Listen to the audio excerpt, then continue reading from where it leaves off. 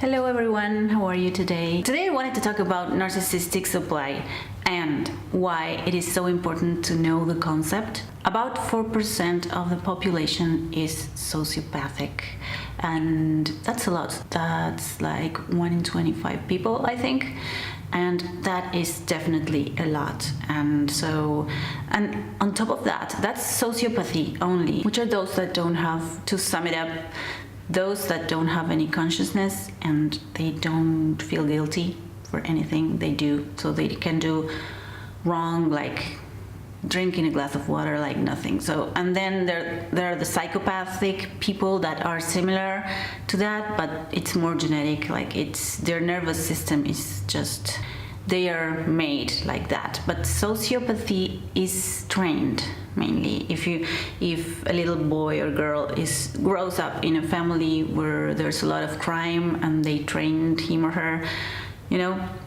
that sort of thing. And then there's narcissism. Psychopathy and sociopathy have narcissism in it. So I'm talking about narcissism today, meaning that people that are psychopathic or sociopathic, they are narcissistic. But then there's narcissism. So there's one thing called narcissistic supply, and you need to be aware of that. There are people that really need your attention, but not in the sense of only adulation. It's not just adulation or looking up to people or giving them sense of importance. It's not just that, and it's also what we would call negative attention. Like they would provoke fear in you or any type of emotion that they can elicit from you. That's called narcissistic supply. So we don't want to give them our emotions, because in the process you get yourself lost. We start buying into the lies that they say, and you get lost in the process, and that's what's called emotional abuse. And they would use that just to gain your attention, your tears, any attention that you can give them. That's what they are after. And that could be like fear and terror, disgust, anything. They need to feed their false self. The narcissists are made, and when they are growing up, something happens with the caregiver, so they develop a sense of hatred towards themselves. And their self-esteem is so low that they have to develop this false self. Okay, whatever. We're not interested in that, because we need to protect ourselves from that. And a person cannot be helped unless he or she wants to be helped. So if you are dealing with somebody like that and you're expecting him or her to get better, they won't. Most likely they won't. I'm sorry to say this, but they won't. And it'll be, if you stay there, it'll be at the cost of your own self, of your own happiness, of your own identity. So beware of giving your supply to people that don't want to get better, are not interested in going to therapy. And if they go, they manipulate the therapist many times, and so it's difficult. So I'm just saying here, the message here from me to you is, you can encounter in the workplace many narcissists, psychopaths, sociopaths, and it could be the guy passing by down the street. So I'm not trying to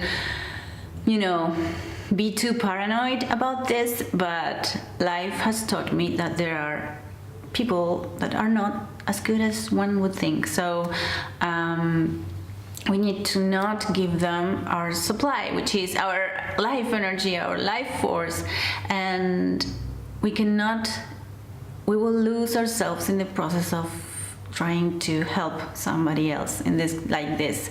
So know that narcissistic supply is any attention that you give, like any emotions basically that you can give a person. Like for example, they would send you emails or send you text messages or tell you things in your face to provoke a reaction in you, and they will look for a specific kind of people. They look for people that want to help them and that are, you know, almost naive in a sense or very pure, and they want to help others, and they just localize those guys and just go for them and try to extract their juice, their energy, their supply from there. And they need supply, like your emotions, they need them to maintain their false self or false facade, which is they usually appear as they want to, you know, portray an image or either being good looking, rich, intelligent, and good people. There are many people in the Catholic or in the religion that appear to be super good people, and they are very concerned with what others think, and so they need to maintain that facade, and they get that energy and that, you know, they get that from others, like people believing that they are good people and all that.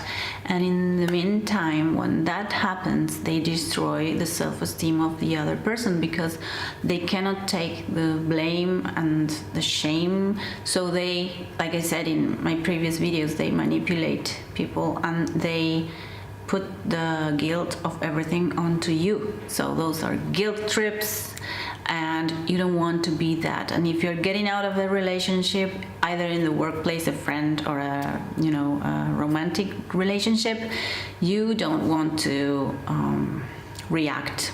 You just don't want to react. You just, when they're saying crazy things to you, you just say, okay, I see what you're saying, and move on. Literature usually compares narcissistic supply as a drug, and they are kind of addicts to narcissistic supply from people. So that's why they're always having people all around them where they can extract their supply. So don't be one of them. Just, you know, there's one narcissist, that clinical narcissist, that writes about this, and he's very well known, and he says, return the gifts unopened. So that's what you need to do, you know, just learn to do that. That's why we need to meditate also, you know, we're warriors here.